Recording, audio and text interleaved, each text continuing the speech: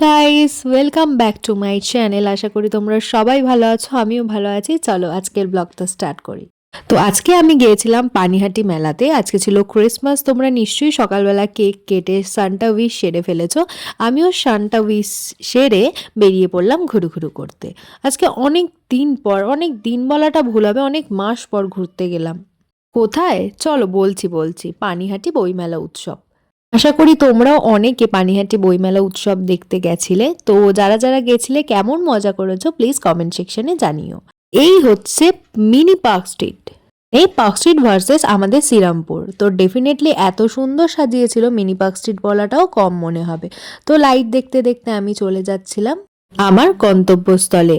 But আমার শ্রীরামপুর ছেলে আজকের দিনটা যেতে ইচ্ছা করছিল না। তাও বছরে একটা দিন আমি এই পানিহাটি উৎসবে যাই।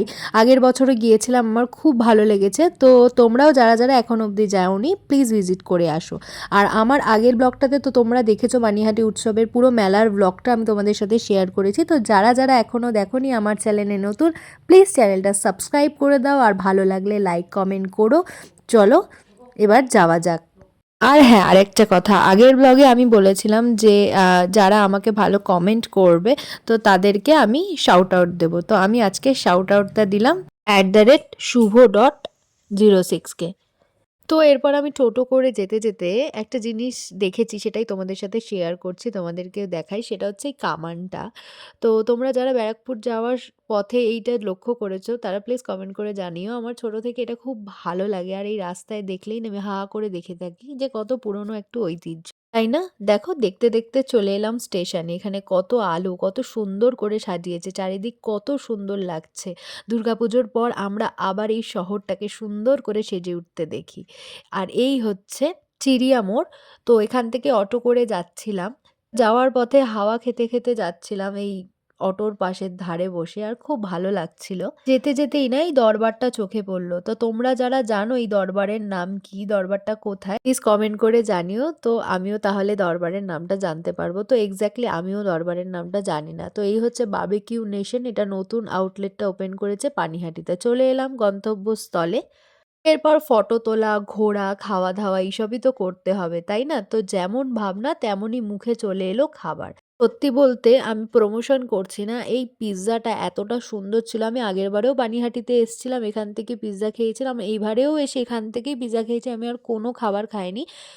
পিৎজাটা সত্যি খুবই জুসি, খুবই সফট, আর খুবই সুন্দর খেতে। তো তোমরা যারা যারা পানিহাটি অলরেডি ভিজিট করেছো বা যারা করোনি তারা ডেফিনেটলি এই আউটলেটে আসো এবং কিন্তু প্লিজ ট্রাই করো। তো এই জিনিসগুলো আমি কিনেছিলাম। আর কি ভাবছো? হ্যাঁ, তোমরা যেটা ভাবছো সেটাই। সোদপুর এসছি আর দাদা বৌদিতে না এলে হয়? দাদা বৌদির তো বিরিয়ানি ট্রাই করতেই হবে। তো এত লাইনের মধ্যেও আমরা টিকিট কেটে ওয়েট করছিলাম বিরিয়ানি নেওয়ার জন্য।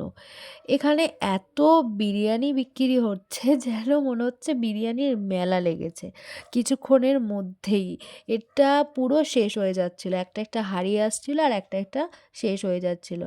আমার ওটাই মনে হচ্ছিল যে এখানে বিরিয়ানির একদম মেলা বসেছে, গরম গরম বিরিয়ানি আসছে আর হাঁড়ি হাঁড়ি বিরিয়ানি কেটে যাচ্ছে।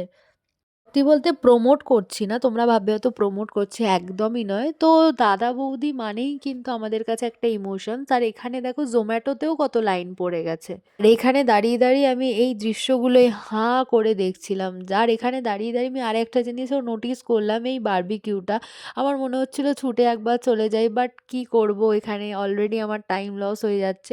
তো তাড়াতাড়ি করে বিরিয়ানি নিয়েই এখন আমাকে বাড়ি যেতে হবে, কারণ অলরেডি এখন 9:30 বাজে। তারপর আমি একটুখানি খেয়ে নিয়েছিলাম ফুচকা। এরপর আমি চলে এসেছিলাম জুডিওয় কিছু শপিং করতে। শপিং বলতে বিশেষ কিছু না, আমার সব কিছু কেনাকাটাই ছিল। কিছু জিনিস রিস্টক করার ছিল, সেগুলোই রিস্টক করলাম। আর এখানে দেখো কত কিছু বিক্রি হচ্ছে। তোমরা প্লিজ এই সোদপুরের জুডিওটায় আউটলেটটা আসতে পারো। যেগুলো আমি কেনাকাটা করেছিলাম তোমাদের ভিডিওর শেষে আমি সেগুলো দেখাবো। তো তারপর আমি চলে এলাম আমার গন্তব্যস্থলে, আমার লোকেশনে। আর এখানে এখনও জমজমাটি পুরো একদম রাত্রি রাত্রি, তখন 10:45 হবে। তারপরেও দেখো আমাদের লোকেশনে একদম এখনো অবধি 25শে ডিসেম্বরে ফেস্টিভ কাটেনি। এখনও এখানে নাচানাচি, গানাগানি সব কিছু চলছে। দেখো এখনও কত আনন্দ করছে। তো খুব ভালো লাগছিল, আমাদের লোকেশনটাকে নিয়ে গর্ব হচ্ছিল, একদম পার্ক স্ট্রিট মনে হচ্ছিল। এর সাথে তো পুরো ভিডিওটাই আমি শেয়ার করলাম। তোমরা কেমন মজা করেছো 25th জানিও কমেন্টে।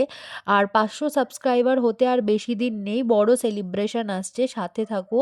আর এই পারফিউমটা আর এই টি-শার্টটা আমি কিনেছিলাম, এটা ফুল স্লিভ। আর এই শিবজির মূর্তিটা আমি নিয়েছিলাম আগের বছরও, কিন্তু আমি পানিহাটির মেলা থেকে মূর্তির একটা স্ট্যাচু নিয়ে এসেছিলাম, কারণ ওখানে খুব সস্তায় পাওয়া যায়। তো এই হচ্ছে গৌতম বুদ্ধের এই স্ট্যাচুটা, আর এই হচ্ছে আমার পাশে আমার বাবা ভোলানাথ, আমার শিবজি। তো এটাই আমি কিনেছিলাম। আর কিনেছিলাম একটা হচ্ছে আমার হাতের ব্রেসলেটটা তোমাদের দেখাচ্ছি। এই হচ্ছে ব্রেসলেট। তোমরা লোকালে কিন্তু এগুলো 200-300 টাকায় পেয়ে যাবে, এখানে অনেক কম দামে পেয়েছি। গেস করে জানিও ক টাকায়, কমেন্ট করো, আমি তোমাদের পরে সঠিক প্রাইসটা বলে দেবো। এই ভিডিওটা 100টা লাইক করে দিও। তো দেখা হচ্ছে নেক্সট একটা ভিডিওয়। টাটা।